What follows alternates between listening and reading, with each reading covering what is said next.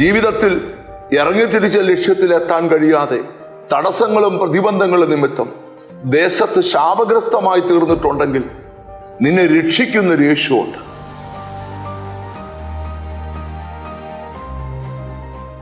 സെഖരിയ പ്രവാചകന്റെ പുസ്തകം 8-ാം അധ്യായത്തിന്റെ 13-ാമത്തെ വചനം.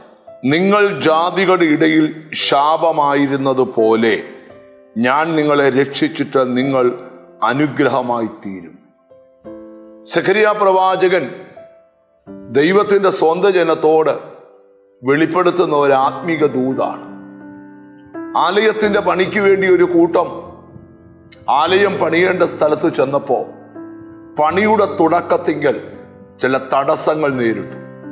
നീണ്ട 16 വർഷങ്ങൾ ആ പണി മുന്നോട്ടു പോകാതെ തൻ്റെ ജനം വിഷമത്തിലായി. ജാതികളുടെ ഇടയിൽ ശപിക്കപ്പെട്ട അവസ്ഥയിൽ ആയിരിക്കുന്നത് പോലുള്ള അനുഭവങ്ങൾ ഉണ്ടായി. ആ സമയത്ത് പ്രവാചകൻ എഴുന്നേറ്റിട്ട് പറയുകയാണ്, ഇനിയും നിങ്ങൾ ദേശത്ത് ശാപഗ്രസ്തരായി തീരത്തില്ല.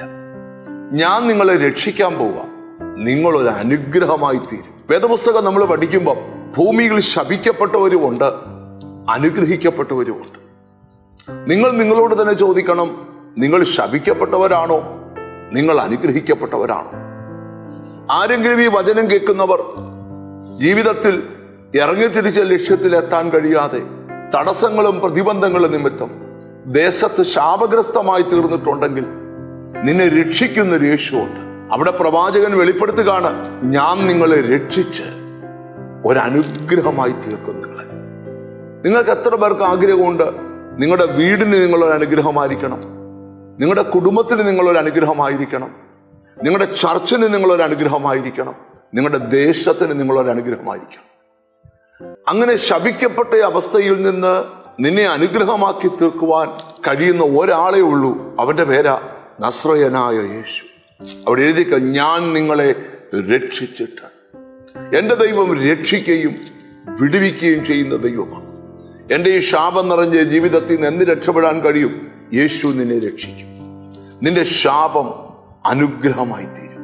നീ നിന്റെ ദേശത്തിന് ഒരനുഗ്രഹമായിരിക്കും, നിന്റെ വീടിന് ഒരനുഗ്രഹമായിരിക്കും, നിന്റെ കുടുംബത്തിന് ഒരനുഗ്രഹമായിരിക്കും. ഈ മെസ്സേജ് കേൾക്കുമ്പോൾ ജീവിതം ശപിക്കപ്പെട്ട ആരെങ്കിലും ഈ വചനം കേൾക്കുന്നെങ്കിൽ രക്ഷിക്കുന്ന ദൈവത്തോട് നിലവിളിക്ക്, ദൈവത്തോട് പ്രാർത്ഥിക്ക്. അവൻ നിന്നെ ഒരു അനുഗ്രഹമാക്കി വെക്കും. കണ്ണുകളെ അടയ്ക്കാം, പ്രാർത്ഥിക്കാം.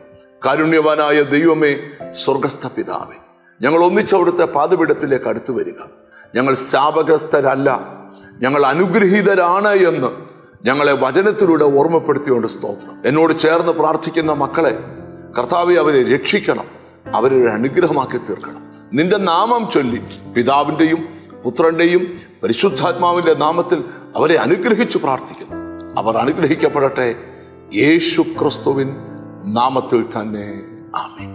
നിശ്ചയമായും ദൈവം നിന്നെ ശാപത്തിൽ നിന്ന് രക്ഷിച്ച് ഒരു അനുഗ്രഹമാക്കി വെക്കും.